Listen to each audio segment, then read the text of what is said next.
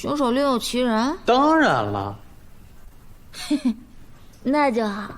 哼，吓死我了！我还以为你们要背叛我呢。没有就好。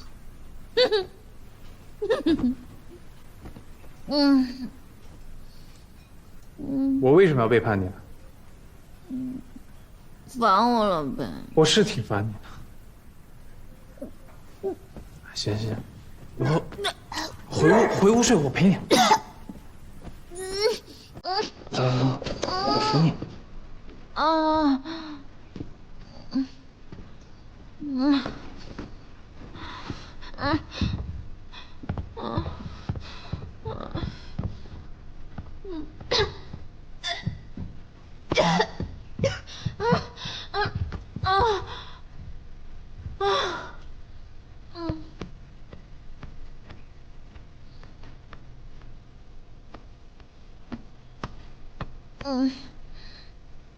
三图，你对我真好。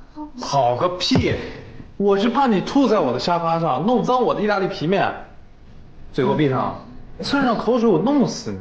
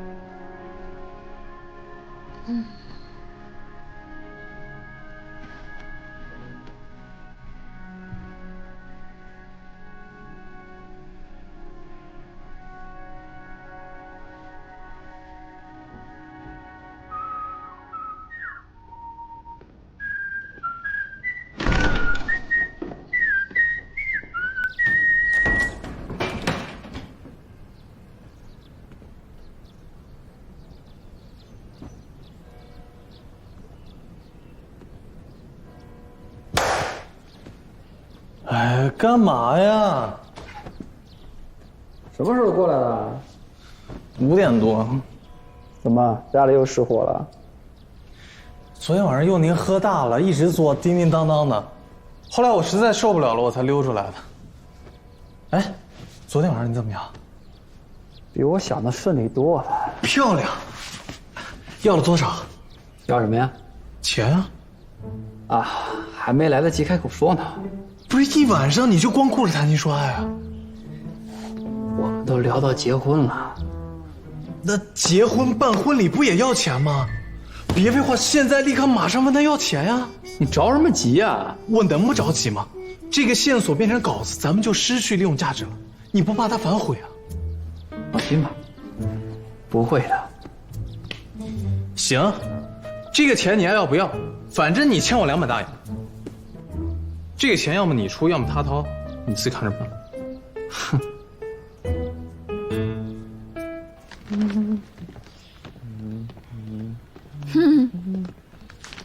走。喝酒了？说说吧，怎么回事啊？案子都没结，稿子都写好，现在效率很快啊！这是大公报同理写的稿。不可能呀！他怎么可能知道这些内幕线索呢？哼，你再给我装！我跟他就见过一面，联系方式都没有，我真的不知道。不是你就是楚生哥。肯定是他，你看他看那个女的眼神都不对，见色忘义，什么玩意儿？不可能，楚生哥他不是这种人。给我走。去哪儿呀？去找佟丽对峙。走不走？哎，走。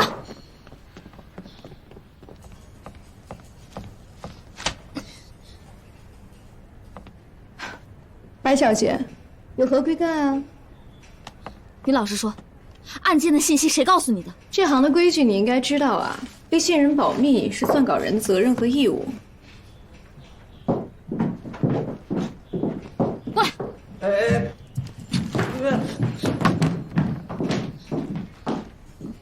我就问你，是不是他？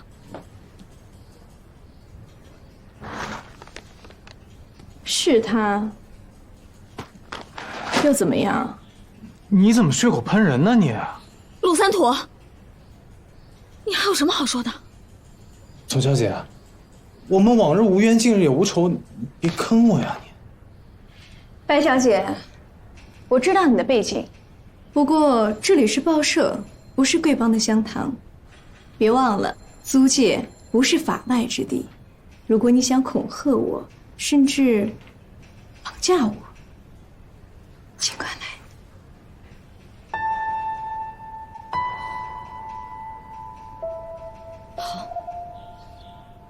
你给我等着，等着！哎，陆先生，要留下一起午饭吗？不用，我有面包。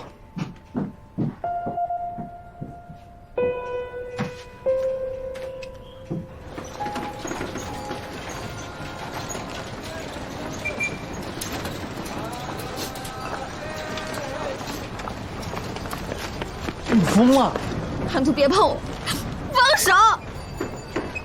有什么事咱们回去再说嘛。手疼。说吧，他们给你多少钱200大洋。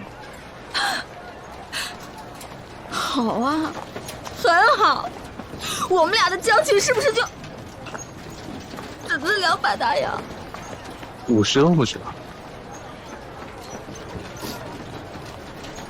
对，这次是我背叛你了，但也是你有错在先啊。我有错，我有错，我做什么了？别家的媒体线人费都很高的，只有你每次都给个位数，你难道都不羞愧的吗？我们是小报，个位数也是我们自己掏的，我尽力了。你要是觉得别人钱给的多，那我也无话可说。毕竟人不为己，天诛地灭嘛。我就是最近手头紧，想赚点快钱，要不我下次情报还给你免费的，行不行？下次不用了，我没钱，小苗供不起你这种大菩萨。喂，哎，你别哭了，我错了，行不行啊？不，您一点错都没有，是我错了，是我仗着跟您关系好就想占便宜，是我不懂事儿，你别往心里去。不是你一句洋句什么意思啊？有火你就发出来啊！我有什么资格发火呀？毕竟你对我那么好，我非但没有好好感谢你，还总欺负你。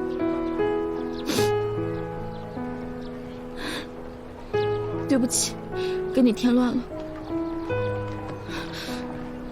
我说了，案子还没结，真的没结。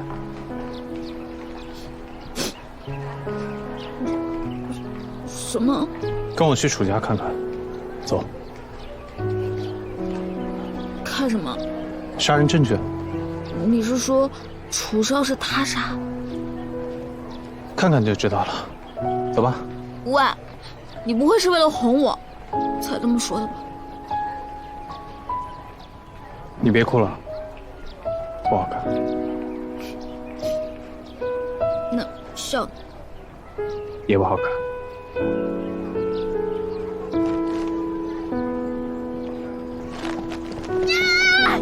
完蛋！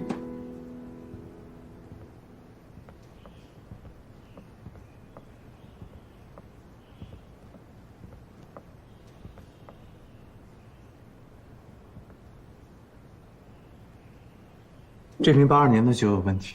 有什么问题啊？楚明有强迫症，这里每瓶酒都是酒标朝外正面摆放，唯独这瓶酒，明明被人喝过，但却没有按照楚明的习惯摆放，这说明什么？这瓶不是他放的？没错。那是谁放的？凶手喽。那你当时不早说？当时老乔着急结案，我呢着急结账。可是你怎么确定那瓶酒是那晚才开的呢？如果是之前来过的客人呢？楚明有强迫症，他如果看到酒瓶的位置不对，就会马上摆正。有道理。而且，安眠药，密闭空间烧炭取暖，你不觉得这一切都这么熟悉吗？和歌女夜莺丈夫的死法一样。没错，这就是最典型的模仿作案。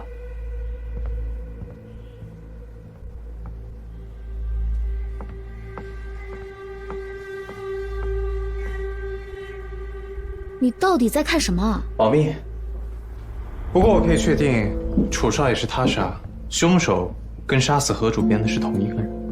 什么？那天我跟老乔来过，当天我见到楚明洗碗洗碟后，会用抹布将碗碟先擦干，再放入碗柜。你看啊，这2个杯子肯定不是楚明他自己清洗的。再加上酒柜里那瓶不按规矩摆放的红酒，证明昨天晚上他家里肯定有人替他清洗了杯子，然后把酒摆回酒柜。什么样的客人会做出这种事？你是说凶手企图销毁到访证据？没错，尸检报告显示楚明死于一氧化碳中毒，体内有安眠药成分。现场的确有安眠药，但是安眠药的旁边有一杯水，这就很奇怪了。哪怪了？因为楚明有用红酒服药的习惯。这红酒配药对身体不好。习惯了，没事了。如果他真要用安眠药自杀，那为什么要刻意再接一杯白开水？由此可以看出，安眠药跟水都是凶手刻意布置的，想得很周密啊。可惜他对楚明的生活习惯不够了解。另外，那个钢笔的笔帽确实是杀害何主编的那支钢笔的。之所以会出现在楚明家，是因为凶手想嫁祸给楚明，让警方认为楚明杀害了何主编之后再畏罪自杀。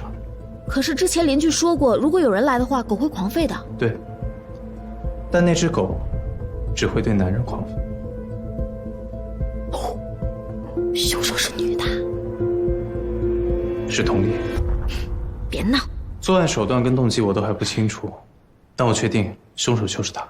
200大洋，他是赖着没给你啊？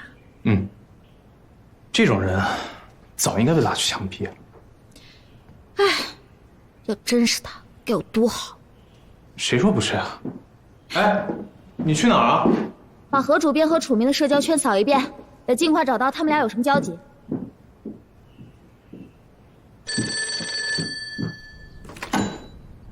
喂，你催什么催啊？不就200吗？我给你。查什么？挂了。你怎么来了呀？想你了呗。我当真了啊。这篇稿子社会反响很大，主编给了我很高的评价，我在大公报立住了，所以想第一时间赶过来，谢谢你。以你的实力，在哪儿都立得住。今天晚上有约了吗？有啊。跟哪个女朋友啊？眼前这个女朋友。今晚跟我回家。回家干什么？给你做饭吃。啊。走啦。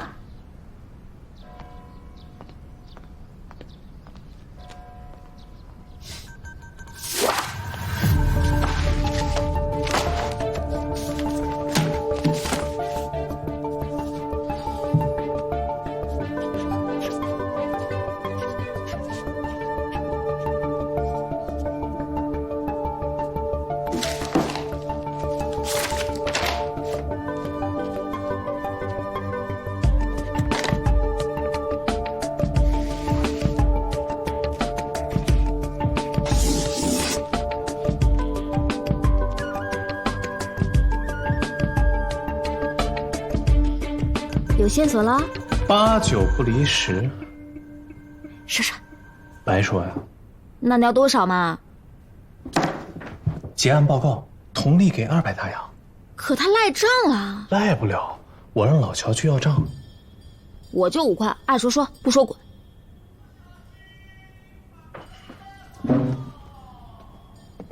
哎哎，你真滚呐！脑子有点乱，下楼吹吹风。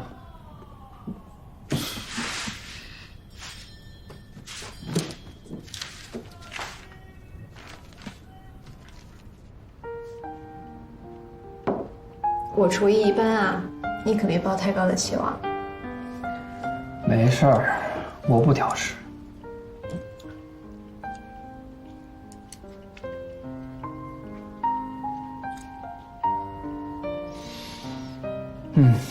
挺好吃的。说实话，稍微咸了点儿。那我们喝杯酒吧。好啊。这杯敬缘分，上海那么大，能在人海之中相遇，得感谢命运。敬缘分。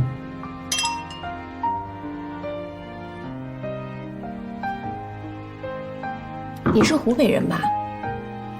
你怎么知道呀？你的名字叫楚生。没错。我出生在湖北仙桃，很小的时候就来上海混了。你呢？上海出生，北平长大，大学毕业后才来的上海。为什么来上海工作？为了遇见命中注定的那个他呀。那遇见了吗？你说呢？你平时有什么爱好啊？睡觉。哎呀，一个人，禁止瞎想。你呢？我喜欢2个人睡觉。讨厌。那你喜欢旅行吗？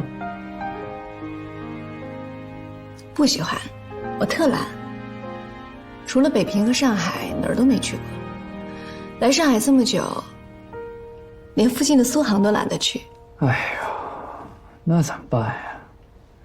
我最大的梦想就是赚钱，然后带心爱的人环游世界。你如果喜欢，我陪你。好啊。那这一杯敬未来。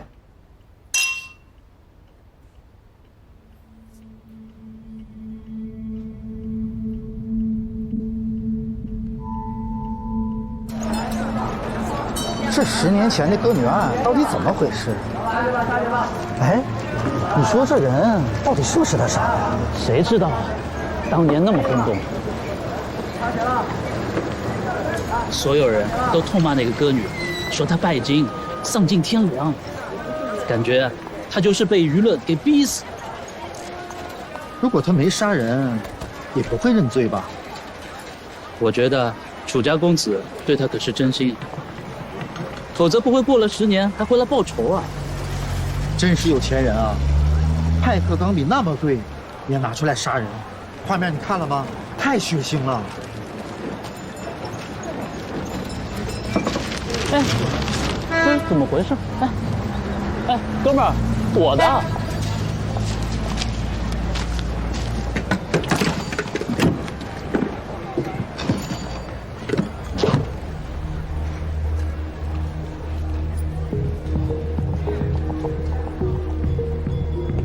啊，先生，你钱还没给呢。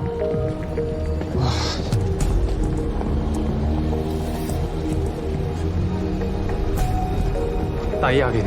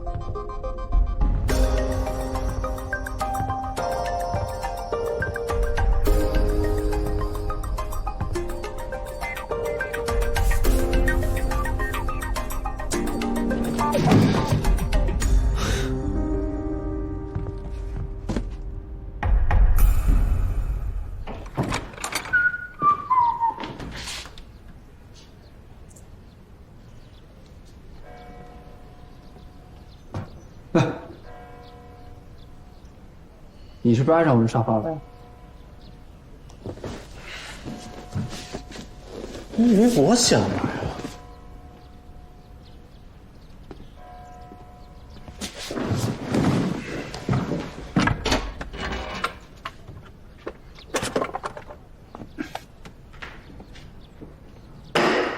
？200，你掏啊？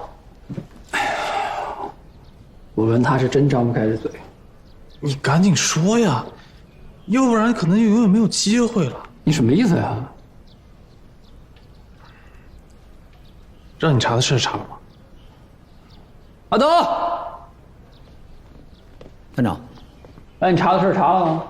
有了，这是瑞星船运的订票记录。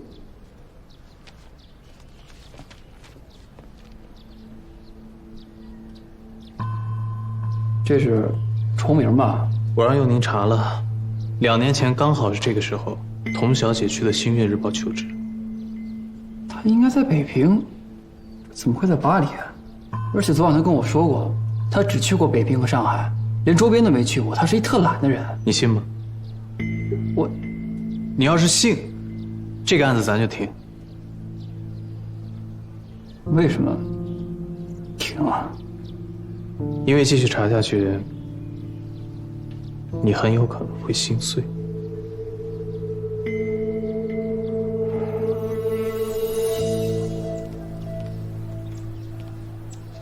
找我干嘛？出门查，我没钱给你们。我给你钱行吗？凶手已经确定，谁啊？佟丽呗。之前我不是跟你说过吗？你俩有完没完？知道我最烦他，还总提他恶心我。佟丽涉嫌杀害何主编还有楚公子，经过调查，证据确凿。你俩要是敢玩我，我们现在就是抓人，欢迎围观。行，那咱俩之前的旧账一笔勾销吧。哎，你干嘛去啊？补妆。他为什么不装啊？仇人见面，总不能输了气势吧？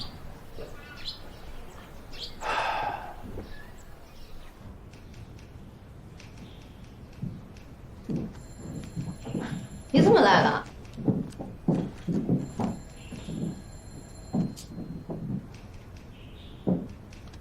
童小姐，你涉嫌谋杀《新月日报》主编何有为还有楚明，请协助我们调查。你什么意思啊？意思就是你马上要倒大霉。你之前让我等着，就是等这个。乔探长，你对白家还真是忠心呢。别误会，乔探长对你的情谊还是很深的，也跟我说过，他想娶你。你疯了？其实我对你印象也不错，如果你没有杀人的话，我们也许能成为很好的朋友。说我杀人，请问证据何在啊？证据。楚明在何主编被杀的当晚，曾前往金华大酒店等人，等的那个人应该就是你。确切的说，应该是叶英的女儿林奇华。真逗。你是在写小说吗？叶英的女儿在案发后被亲属接到巴黎抚养，据说现在是某个著名沙龙的女主人。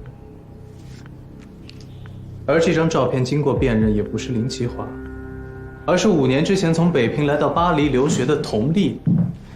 你们2个在巴黎互换了身份之后，2年之前你来到上海准备复仇。其实要判断你是不是佟小姐也很简单，把她在北平的父母接过来认一认就知道了。但是这个步骤，咱们还是免了吧。你是怎么怀疑她的？她这么美，这么优秀，怎么可能看得上老乔啊？好好说话。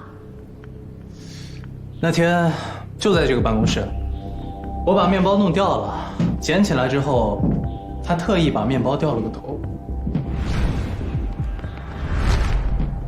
为什么？因为常规面包不能反放，有个说法，反放的面包是给死刑犯准备的，不行。我怎么没有听说过？因为那是法国的风俗，所以只有常年在法国生活过的人才会知道。我也就是从那个时候开始怀疑你的。果然很不吉利啊！在跟楚明见面之前，你应该就坦白了自己的身份，所以他迫不及待地跑过来见你。你这么做是为了消除他的不在场证明，方便嫁祸。如果楚明如实交代，说他是去见叶英的女儿，那岂不是前功尽弃了？一个消失10年的人，身份都还没确定，谁会乱说呀？况且他还没开口，就已经被杀了。我现在只想知道，他杀了主编之后，到底是怎么离开封闭办公室的。首先有个问题我确实一直忽略了，那就是颈动脉被刺之后，血液应该会喷射出来，而喷射的血迹应该会撒成一片，但是何主编办公室里的血迹并不成片，更像是随机分布的。为什么会这样呢？昨天晚上我回到了案发现场，把所有的血迹像拼图一样还原了之后，我终于发现了凶手的真实目的。什么目的？跟我回去看看就知道了。董小姐，请。昨天晚上我擦鞋的时候碰倒了一个水罐，那个时候我就想到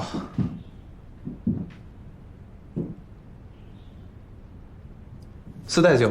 你换一条不行吗？这条很贵的。不借啊？不借算了。童小姐啊，不好意思啊，你不是杀人凶手，我们刚跟你开玩笑呢。行，给你。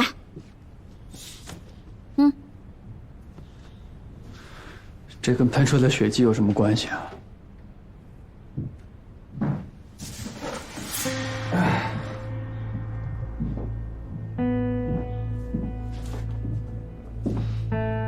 看好了，当时天资聪慧的童小姐，就是利用丝巾、丝带之类的东西，将箱子挪到门口，然后留出一定的距离，让自己从门缝里出去，再继续用丝巾拖住这个纸箱，将它彻底挪到门口，最后再从门缝下抽走丝巾，密室就完成了。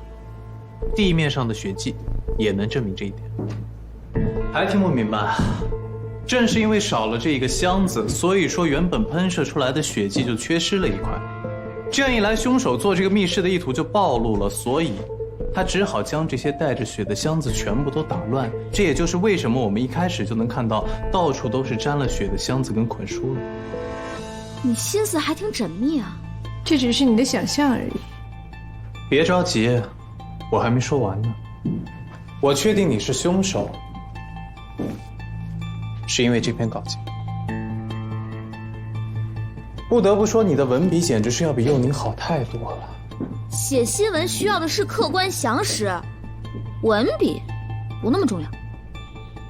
稿件里写道，凶器是一支派克钢笔。确实是派克啊。可是在我的结案报告里，对钢笔的品牌是只字未提啊。知道这个信息的，除了咱们3个，就只剩风情万种的你。你少拍点马屁会死啊！可是当天在现场，有那么多人。是我把钢笔拔出来放到密封袋里，之后再也没有拿出来过。杀人手段成立，作案动机呢？在我知道你身份之后，我通过碎片拼出了整图。接下来我要说的是我的猜想，说的不对，也请您多多指教。您请说。10年前，你的母亲死于舆论，你心里一直耿耿于怀，想报仇，又不知道从何下手。之后你在巴黎偶遇了楚明，当年你需要他作证的时候，他顶不住压力逃走，这个举动直接导致了你母亲心灰意冷，认了罪。所以当你再次见到楚明的时候，就义愤填膺地回到上海，准备复仇。差不多。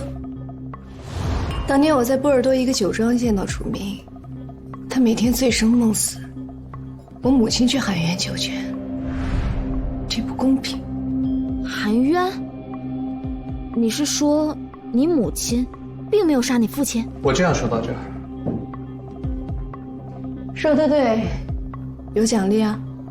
我之前看过这个案件的所有资料，夜莺16岁成名，17岁的时候，她却以一名教书先生坠入爱河，之后退出舞台，结婚生子。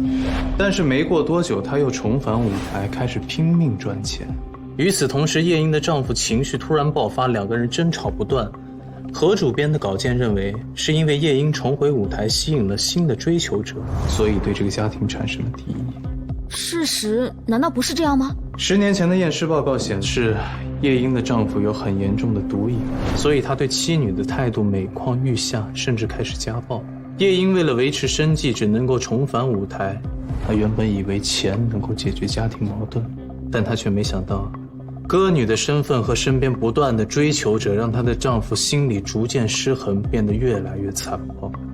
这都是从哪儿调查出来的？有证据吗？我找到了林奇华之前入住的广慈医院，这是他的病历。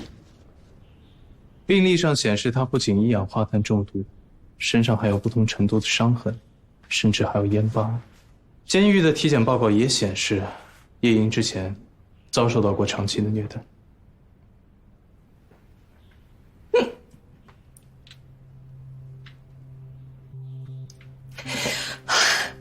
可惜啊，当年没能早点认识你。当年我父亲染上鸦片瘾，动不动就大发雷霆。每次施暴后，母亲就偷偷躲起来哭。我劝过很多次让他离婚，可他就是不肯。他说他放不下我，那我就只能找一个办法让他放下。其实我时常想，如果没有我和我爹，我娘就不会这么过了。所以那天晚上，我下定决心要和我爹一起死。没想到的是，我被抢救回来了。等我醒来以后，母亲已经被处决了。后来我翻看了何有为那些所有的报道，我才知道，母亲是不堪舆论重负才认的罪。我怎么可能放过他？畜生！如果我告诉你，你母亲并不是不堪舆论重负而认的罪，事已至此，你们还想为那个畜生辩解吗？不，我只想还原事件的真相。当年夜莺认识到杀害你爹的可能是你，所以才迅速认了罪。胡说八道，怎么可能？我仔细看过当年的卷宗，夜莺能够被直接定罪的证据根本就没有，所以夜莺之所以被判死刑，大部分是民意所致、舆论所致。这确实是何主编那篇文章发挥的作用。后来我结合卷宗跟报道来看，发现了一个疑点：一开始夜莺坚决不肯认罪，警方也始终找不到直接的证据。后来法院当庭宣读了何主编的那篇报道之后，没过多久，夜莺被改口认罪了。我个人认为，和那篇报道有关。哪篇？恶女拒不认罪，什么凶手利用其人？据相关人士匿名投稿说，死者和其女儿关系紧张，大概就是这个意思。当年的确有这么一篇报道，就是这篇报道点醒了夜莺。凶手如果不是他的话，还会是谁呢？显然，他突然认罪是不愿意有人就此继续调查。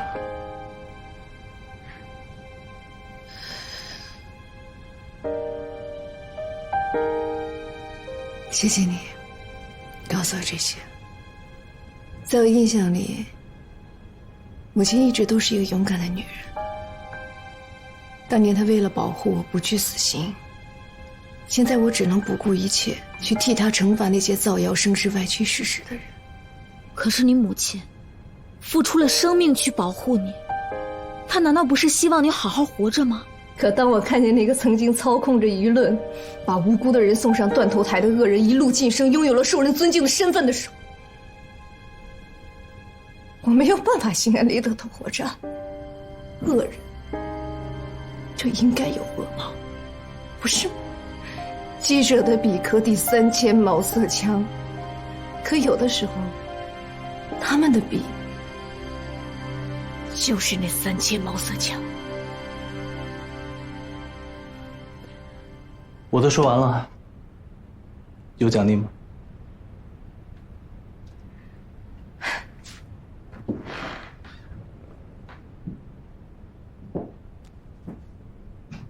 这支笔送给你吧。谢谢。白小姐，衷心感谢。谢我？来上海以后，我一心想着要复仇，却不知该怎么下手。直到看到了你写的那篇《刽子手亡魂复仇》，正是那篇报道给了我灵感。作为记者，你虽然文笔很差，但是细节清晰，逻辑详实，70分还是有的。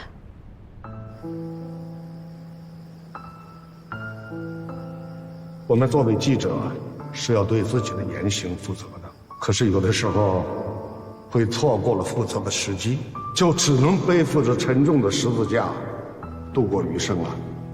你不吃饭啊？你我啦？咱们去红房子吃吧，记老乔的账，随便点。我没心情吃饭。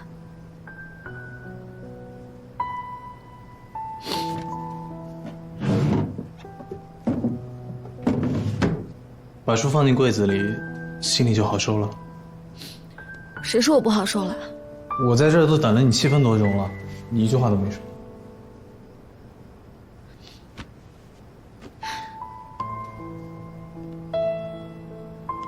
我之前跟你说过，我刚进这家报社的时候，主编还批评过我，还送了你这本书。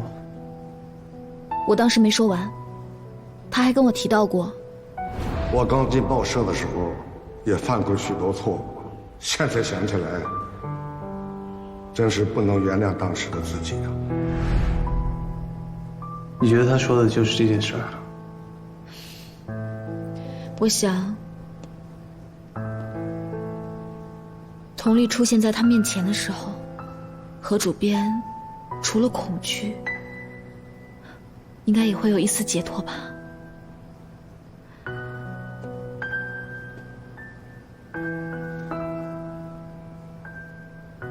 一个写字的人，能死在自己笔下，也算是死得其所。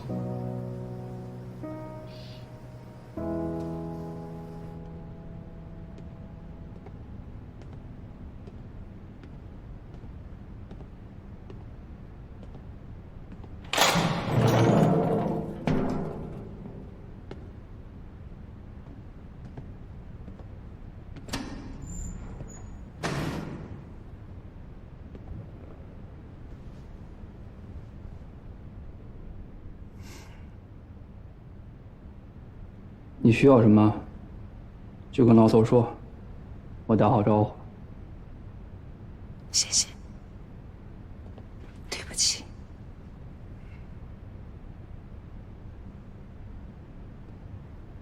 为什么说对不起啊？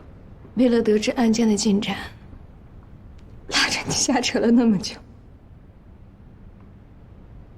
没事儿。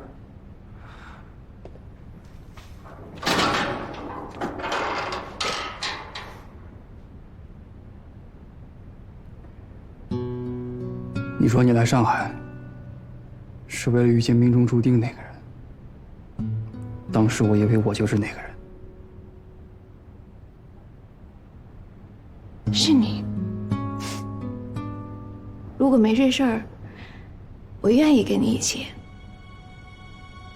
环游世界。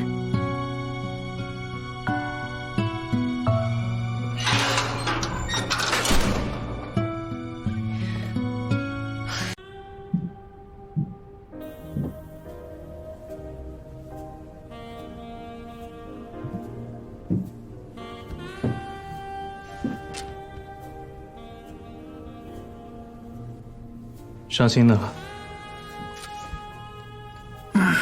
你怎么来了？我吃太饱了，出来溜达溜达，促进消化。那要陪我喝一杯吧？好啊。杯友谊。那我就只能舔一舔了。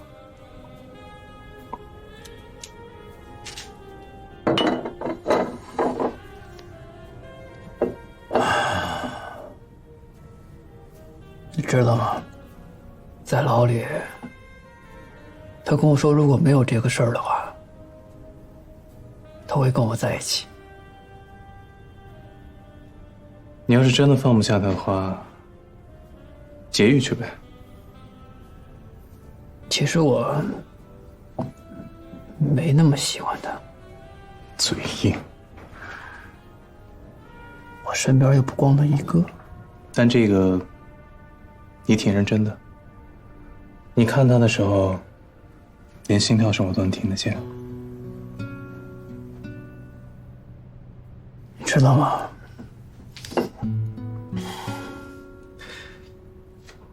我一直不知道自己为什么那么喜欢他。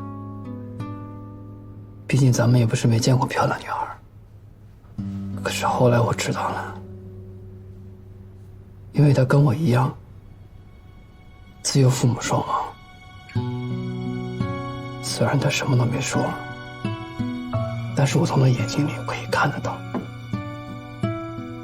他外表看着挺风情的，但他的内心就是一个缺爱的小女孩。眼眶红了。胡说，眼眶红是喝酒喝的。那这杯，为了我们终将来临的爱情，干杯！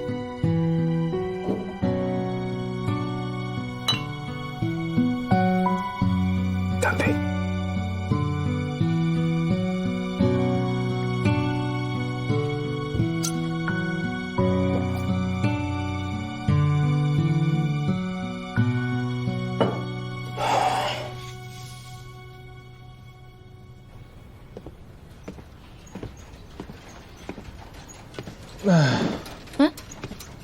喝一晚上啊？老乔心情不好，前半宿呢喝酒聊天，后半宿唱歌，哎呦唱的那叫一个难听，客人想来找茬，一拳一个全给打跑。稿子写完了，帮我看一眼。哎，不看。你看一眼嘛，看一下。哇，写的不错。好好看能死啊！等我说完再看。我是陆三坨。我之前的账还没跟你算呢。什么账啊？你和乔楚生背着我给佟丽发线报。我那是为了引蛇出洞啊，所以我才让老乔用美男计去接近他，套取情报。哼哼哼，可您当时并不知道佟丽就是凶手吧？对，可是你说过他就是凶手。我什么时候说过？报社的走廊里，你忘了？他就是凶手。作案动机呢？嫉妒。嫉妒谁啊？我。他看主编对我宠爱有加，于是仇恨抹杀了他的灵魂，就痛下杀手。哎呀，我当时那是气话。不，就是你对这种罪犯的天才直觉提醒了我，否则的话，我根本就不可能怀疑他。那倒是，我的直觉一向很准。小时候，我爹有没有干坏事，回家一闻我就能闻出来。可以说，这个案子如果没有你，根本就不可能破案。哎呀，不至于，不至于。哎，如果你没有点醒我的话，我们就被他误导了。可能现在已经结案，楚明就已经被顶罪了。如果真的是这样，后果不堪设想。那倒是。这个主编一出事啊，我心里就觉得这件事情肯定是内部的人在作案，然后我就挨个历数了一遍。这时候，佟丽的影像忽然出现在我的脑海里。当时我可以毫不夸张地说，一种深入骨髓的反感。我当时就想怒吼说：“佟丽，你就是凶手！”陆三坨，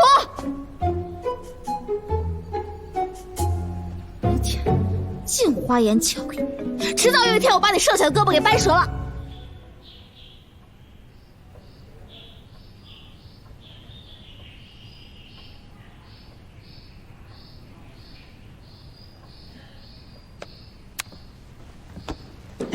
老爷子，哎，案子结了吗？结了，真凶已经伏法了，下个月宣判，应该会是极刑。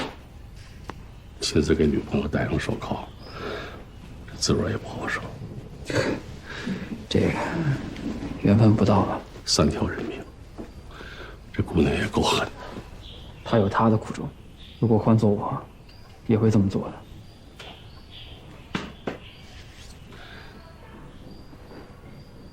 我打算给新月报社投点钱，否则我怕他们支撑不下去。为了幽宁吧，哎，他好不容易找到一份自己喜欢的工作，总不能失业吧？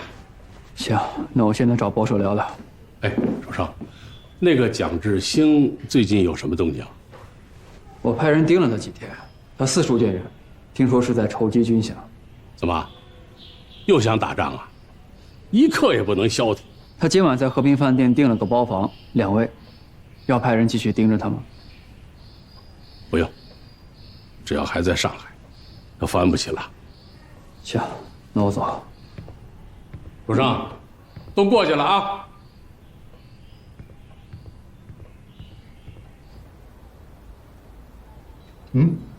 怎么不吃啊？昨天吃多了，今天缓一缓。那就喝一点，这是陈年花雕酒，暖暖胃。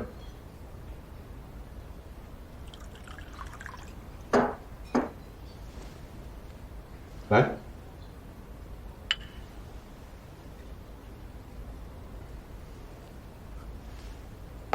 之前的事情你考虑的怎么样了？我还是觉得上海挺好的，这次就不挪窝了吧？在上海，你连个正经工作都没有，帮巡捕房办案有一搭没一搭，听说有时候连房租都交不上啊！但我还是挺开心的，这种成就感，不查案你根本体会不到。说实话，你心里是不是有放不下的人？算是吧。那个女孩，我身边呢，有一男一女，2个废物。离开我，他们就跟浆糊一样，什么事都干不好。可是比起他俩，这个国家更需要你。志清兄啊，你的革命热情呢，我理解，也很支持。但是，一个国家由谁来领导才能带给人民幸福，我不确定。而且任何主义、任何理想，在没有实现之前都是空话。你们要江山，你们自己去拼。等江山稳固、百姓安居之后，我再来锦上添花吧。天色也不早了，你早点休息。告辞。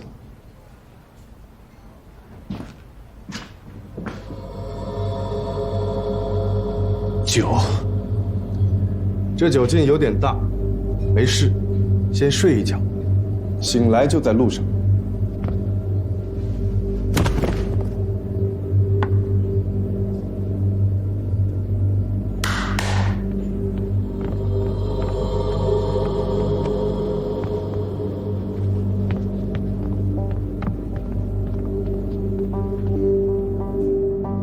桂花赤豆汤，白糖莲子粥，不甜不糯不要甜。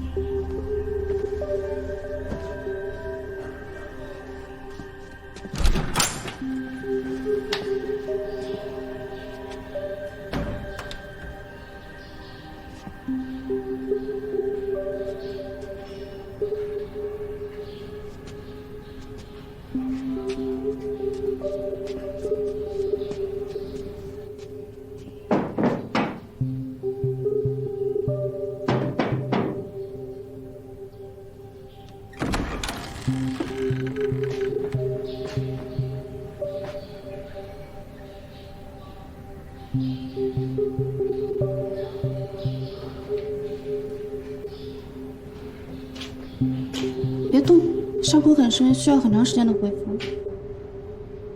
没事儿。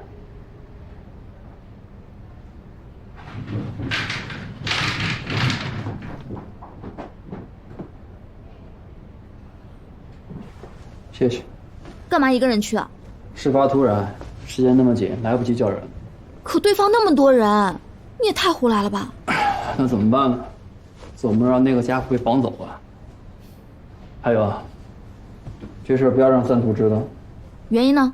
他胆儿那么小，如果知道真相的话，就再也不敢出门了。以后还会发生这种事吗？谁知道呢？兵来将挡，水来土掩吧。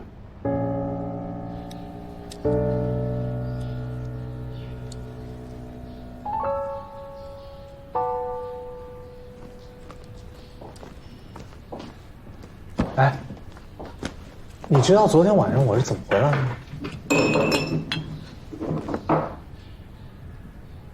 知道，你喝大了，人事不省，几个壮汉把你扛回来的。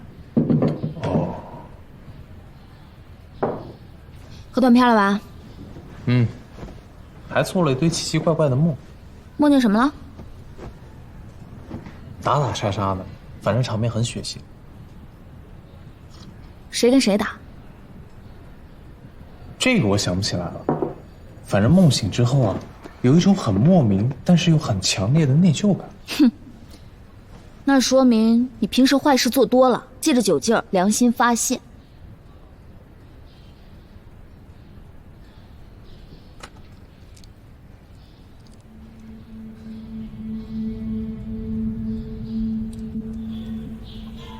这老爷子什么路子，连儿子都怕，不怕出事儿啊？可能不想路遥在上海瞎混吧。瞎混？哎，他现在混得不错呀，几个月破了这么多大案，而且威震上海滩。我要这么一个儿子，我这开心还来不及。那种事儿对这种家庭可能也无所谓。路遥他爹在政界很有威望，曾代表中方参加过巴黎和会。巴黎和会也没谈出什么好结果。再说这政界呀，也没有几个好东西。他爹我倒不担心，主要是他那两个哥哥，手握兵权，我怕把他们惹急。军阀也得讲理吧。再说这路遥在上海，一不缺吃，二不少喝，也没少办人，也没看谁敢把他怎么着。再说咱们对他也不薄吧。也许是怕他跟陆宁在一起。我闺女怎么了？知书达理，秀外慧中，怎么就配不上他们家儿子啊？他要不找个中间人去谈谈吧？没什么好聊的。小两口发展得好，咱就准备嫁妆；敢欺负人，咱就亮刀枪。老子我豁出去了，我怎么也不能让女儿受委屈啊！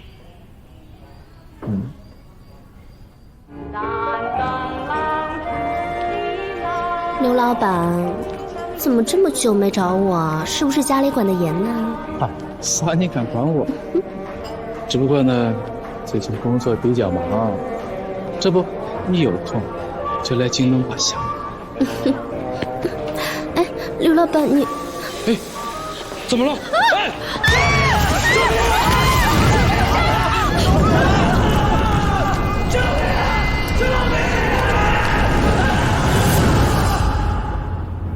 小心点，手指别卡到灯泡口那儿了啊！你当我傻呀？三头，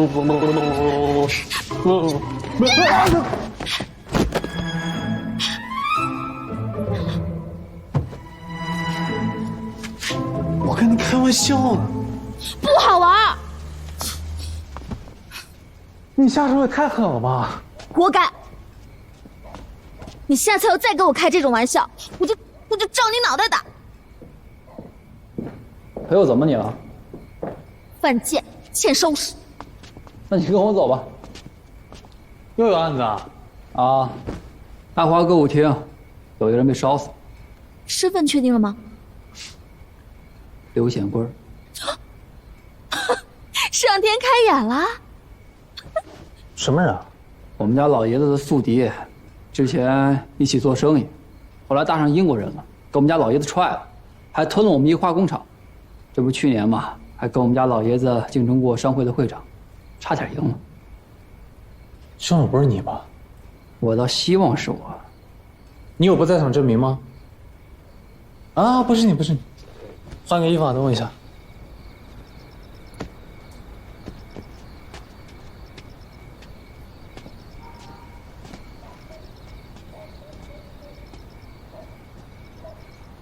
3号还等呢。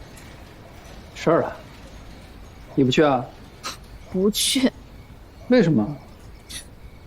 我怕我会忍不住在现场笑出声来。也是啊。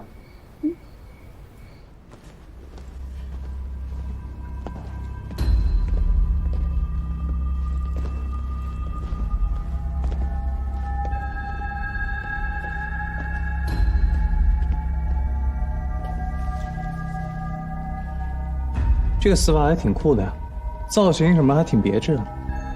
什么情况？据现场目击者声称，死者舞跳得好好的，忽然胸口有火苗，瞬间整个人就着了，在众目睽睽之下，活活被烧死。那这也算报应吧？发现什么了？不灵不灵，金丝、铁丝啊，镀的金。谁没事在自己身上放铁丝啊？嫌疑很大啊！你还能不能再涂点啊？你知不知道现在很多西服啊，为了保持版型挺拔，都会在衬里埋几根铁丝。他死之前穿的是西装吗？是的。行了，赶紧拉回去做尸检，我出门补个夜宵。你不再看看了啊？该看的我都看完了。谋杀还是意外？谋杀？你怎么知道？能自燃，说明肯定有白磷。那个东西味道很刺鼻，5班不可能闻不到。短时间内能烧成这样，衣服都来不及脱，说明肯定穿了易燃材质。我刚回想起了有钱人穿的那几种布料，绝对没一种能烧成这样的。具体什么材质，得等尸检报告。那既然是谋杀，去他家看看吧，手脚干净点啊。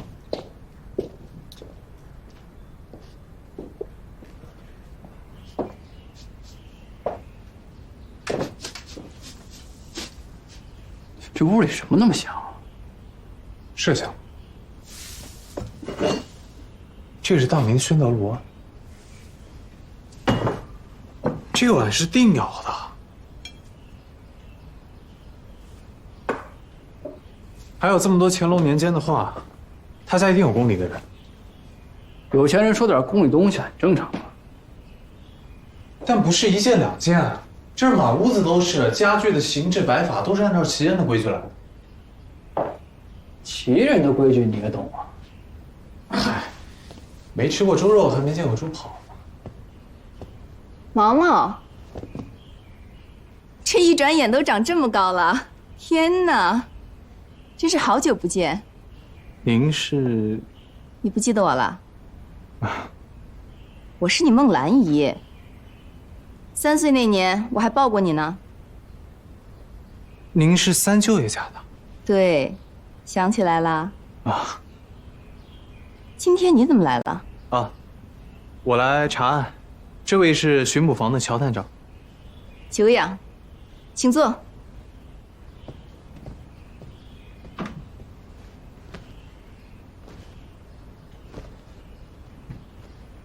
你们俩是亲戚？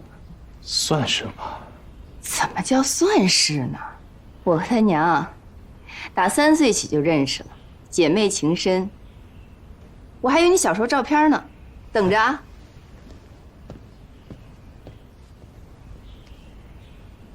还是皇族呢？好像是吧？怎么从没听你说过呀？又不是什么光荣的事儿，没什么好说的。来，看看。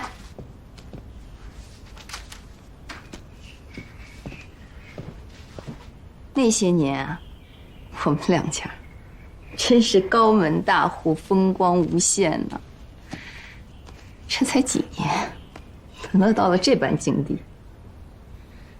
唉，什么世道？我们这次来呢，是来调查您先生的案子的。想知道什么？他去过哪儿？这个可能要问他小弟。我平时也不怎么跟着他。那他出门之前身上有没有带什么易燃物之类的？易燃物啊，纯棉长衫算吗？不是西装吗？他怎么可能穿西装呢？他平时都是中式打扮的。你们要是不信，可以去看看他的衣柜。不用，没什么好不信的。那他之前有跟什么人结过仇吗？做生意这些年，应该不少仇家吧。但说起来，这上海滩最恨他的，应该是贵帮的白老大。哦。其实，这案子破不破的呢，他人也回不来了，所以我没所谓，就是怕江湖风言风语的，对白老大不利。这个你放心，我们一定会尽快破案，给你一个交代。好，那辛苦二位了。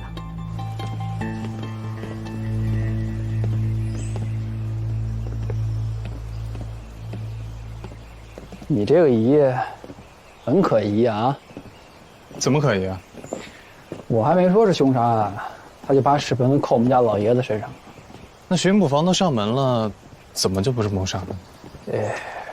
哎，你这里面装什么呀？你谁呀？刘公馆的事你也敢打听？哎，别动！这些水果你保密什么呀？这刚从果园里摘的，要让你弄脏了，太太还怎么吃啊？真是的！哎，真会吃。有钱人这么讲究吗？吃水果必须现摘的呀。其人就算再穷，也不肯把日子往草里过，怕给祖宗丢脸。那你祖宗知道你过成这样，不得气得活过来啊！滚！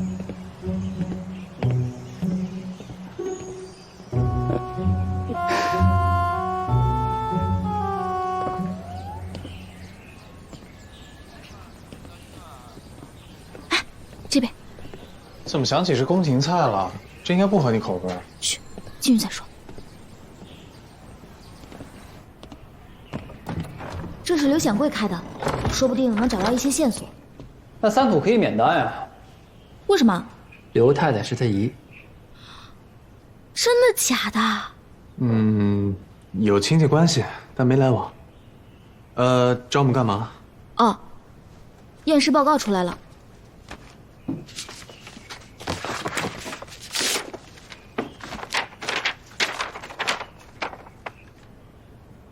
器官烧伤，外加吸入二氧化碳，确实是烧死和呛死。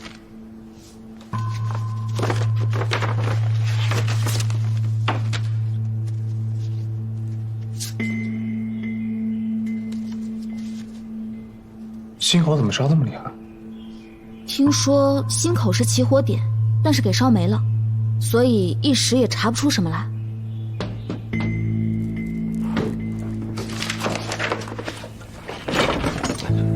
有事吗？这不是乔探长过来了吗？不敢怠慢，所以我今儿亲自过来跟大家打招呼。哎，你们两位客官，我姓吴，我是哎，乔探长，我是想问一下，刘老板那案子怎么样了？跟你有什么关系啊？怎能没关系？这刘老板一走，这店能不能开运还真不知道呢。不瞒您说，店里所有的员工全都慌了神，生怕转天就没饭吃了呀。饭馆呢，只管好好做菜，服务周到，你们好好努力就不会管。嘿，谢您吉言。你们几位啊，慢聊，我去准备饭菜。啊。听起来，员工对木兰姨的经理能力没什么信心啊。毕竟她只是个养尊处优的格格嘛。格格，跟你是亲戚？你是旗人呐？还有，她小名叫毛毛。毛毛，你好乖呀！滚！来，过来，给姐姐抱抱。来来，你好乖呀，毛毛。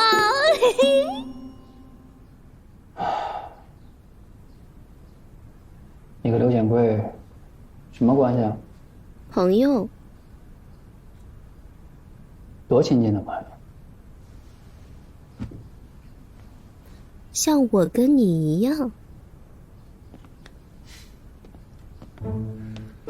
他多久来找你一次啊？最近好久没找我了。乔探长，这几个月去哪里玩了？为什么不来看我？为什么不接我电话？你说呀。喂，闹，是案子。你变了。我记得你很温柔的，那天晚上，你在浦江边上，从后面抱着我，还亲了我的秀发呢。刘显贵吧，他死于谋杀。你怀疑我？案发当晚你在现场啊？他是被火烧死的，一团火在他胸口冒出来就烧了，烟熏的我眼睛好痛，第二天还流眼泪。乔探长，人家是冤枉的。我这人呢，连小猫小狗都怕，你是知道的，怎么会有胆去杀人呢？你是不是看我跟别人好，你吃醋啦？所以故意来捉弄我？先回去坐，啥？其实呢，我对你也是念念不忘的，只是你一直不来找人家。回去坐，改天找。楚生哥，你为什么这样对我？我做错了什么？你告诉我嘛！啊，告诉我。我错了。你错哪里了？我错在……阿朵，过来帮我一下。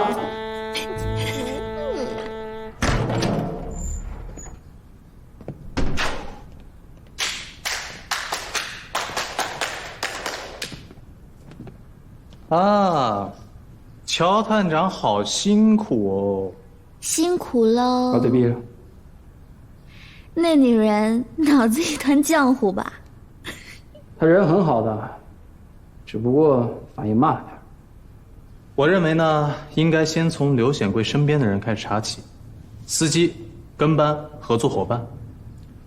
他每天接触这么多人，无数个人，怎么查呀？那就先从关系最近的开始。最近的就是你姨哦，毛毛。滚！啊，用您的小名叫黑妞。乔楚生。啊，黑妞啊，黑妞，黑乎乎、胖嘟嘟的傻妞妞。黑妞，你再气我你！毛毛，你站住！毛毛。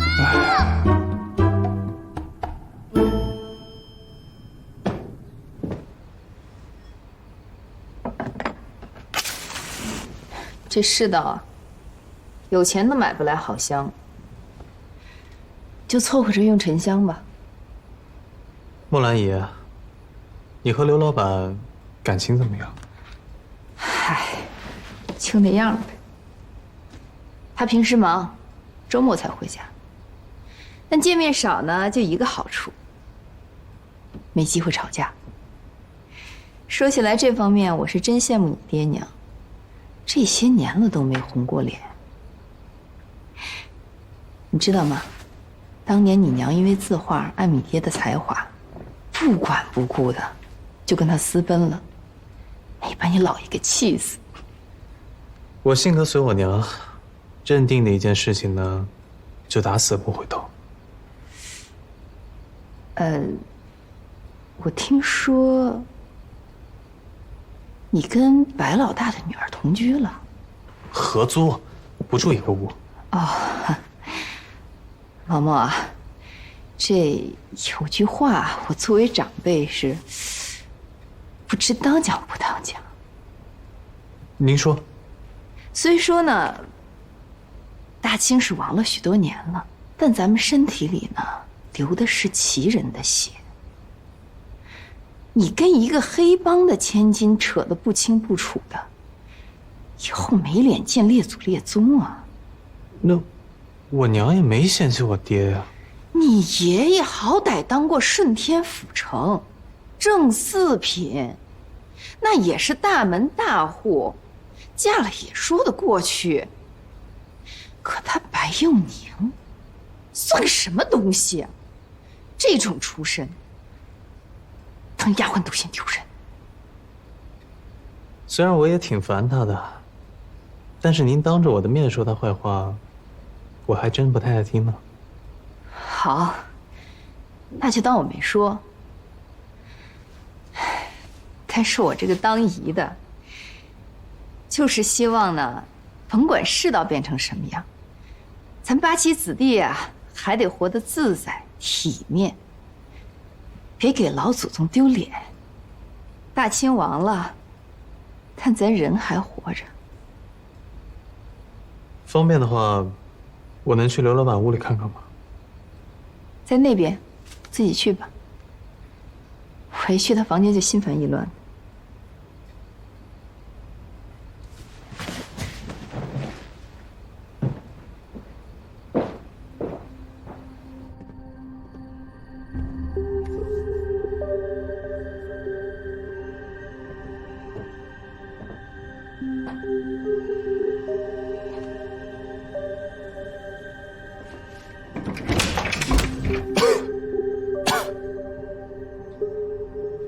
这屋得有多久没住人了？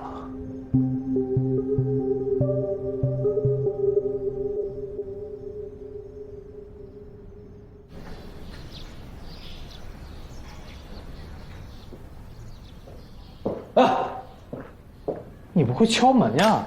急事儿！哎，巡捕们打成了一圈啊！你那个孟兰仪最近1个月跟刘显贵的手下频繁的见面，也就是在雍福轩偷听咱们的吴经理。那又怎么样？这个吴经理啊，去年还只是个跑堂的，不到半年时间就当了经理，而且坊间盛传，他跟金木兰的关系非常暧昧，所以才快速上位的。那他作为老板见一见手下经理，这也很正常吧？有人看见他们俩在舞厅跳 flamingo。那咱俩还跳过伦巴呢，咱俩也有事儿啊。你那个姨昨天把屎盆子扣我们家老爷的头上，就没安好心。不要被仇恨影响了判断。他串通情夫，谋杀亲夫，胡说八道什么呢？他是格格，干不出这种脏事儿来。线人来报，说吴经理昨天回家之后，忽然让全家赶紧收拾东西，准备跑路了。跑路还是搬家呀？反正案发当天中午，吴经理和刘显贵还一起吃饭了。刘显贵从餐厅出来之后，就把长衫换成了西装。我去刘显贵家卧室看过，他确实很久没在家住了。那你说会不会是吴经理想杀了刘显贵，然后在他西装里放了易燃物呢？可是照你们的逻辑，你看啊，这个刘显贵呢也死了，然后屎盆子呢也扣你们家老爷子头上，眼看着就要跟老板娘成双入对了，他跑什么呢？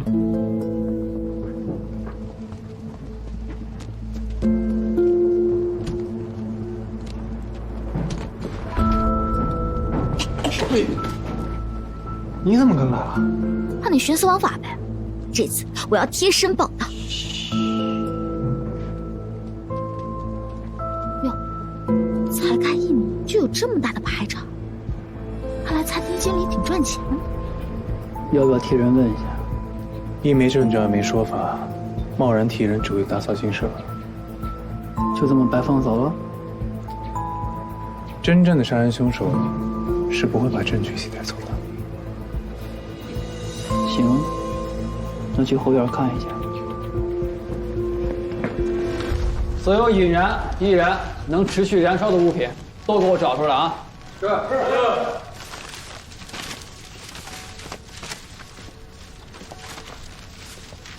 用不着把所有垃圾都捡回来了，不能放过任何蛛丝马迹。报告，发现一颗打火石。打火石挺新的，怎么就扔了？报告，这里有一件衣服，装线有物质。这样，萨利姆，你把这个长衫拿回去和金木兰确认一下，看看刘显贵昨天出门穿的是不是这件。好。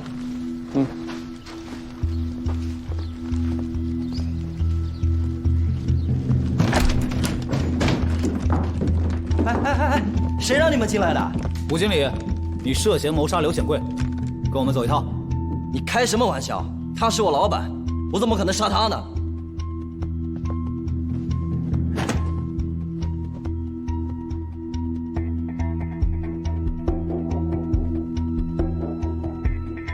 一箱白色的真丝衬衣，活得够奢侈的。这些真丝又没牌子，也值不了什么钱。那你挣了钱也买不起这么多吧？这些年我也搞了一些股票，赚了点钱。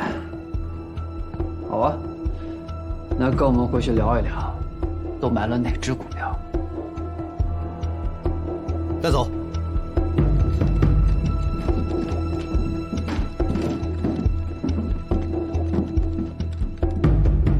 火石是我以前打猎用的，自从搬了家，留着也没什么用。刘老板的那件衣服是他昨天在酒桌上打翻了红酒，他又着急去舞厅，所以在我这换的。还有另外一种可能，就是你故意打翻红酒，借机诱导他换上真丝衬衣，然后把打火石放他身上，让他自焚。火石是不可能自燃的，这一点我相信你应该是知道的吧？怎么点的火，你应该比谁都清楚吧？乔团长，我真的是冤枉。再说了，虽然真丝可以自燃，但是也很容易扑灭吧？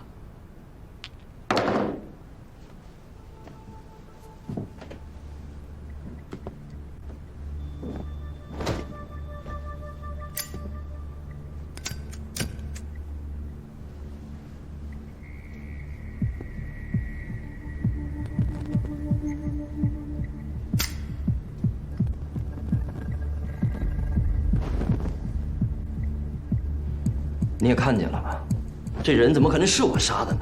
吴经理，你跟金木兰的关系人尽皆知，跟我说说吧，杀死刘显贵是你的主意呢，还是你们俩一起商量的？陈院长，你可别血口骗人！你这嘴还挺硬的。来人，是，把他给我放了。这就把我放了？不然呢？还想继续吗？